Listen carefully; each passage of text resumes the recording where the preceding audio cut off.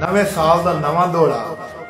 मेरे सजन दे वक्त च खालिक अकबर कदी लफ्ज जवाल ना होवे ते जेड़े साल च यार नू दुख आवेण कदे इहो जिहा साल ना होवे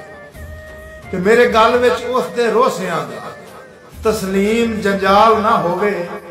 बाकी बेशक दुनिया मुंज कर सट विंगा सजन दा वाल ना होवे। मेरे मौला तेरी दुनिया ते जा जा ते तैं दे रंग वेखे कई रोंदे वेखण रावां ते कई हसदे सज्जन दे संग वेखे साईं कई बेस वटा के बन गए जोगी किदाई गलियां च मस्त मलंग वेखे किदाई दुध बच वैंदा कुत्तियां तू कई टुक्कर तू जफर में तंग वेखे एक दे होसी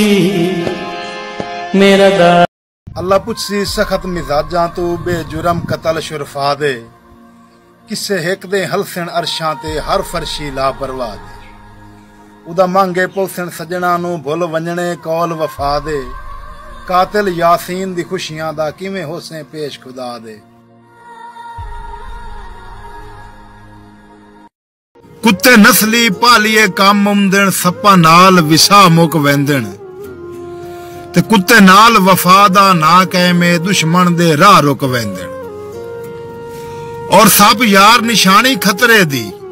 आवे नजर तशा लोक वेंदन कुत्ता लड़े ता काविच फट बनदा है सप लड़न ता सा मुक वेंदन। हिको रंग दा कफन ते हिको जिहियां कबरां मर गए इंसान बराबर हुंदा फर्क अमीर गरीब दा जग ते सब कब्रिस्तान बराबर गुनाहगार होसां तां दोज़ख सड़सी तेरी मेरी जान बराबर खले होसन शाकिर महशर विच पक्की वास्ते खान बराबर।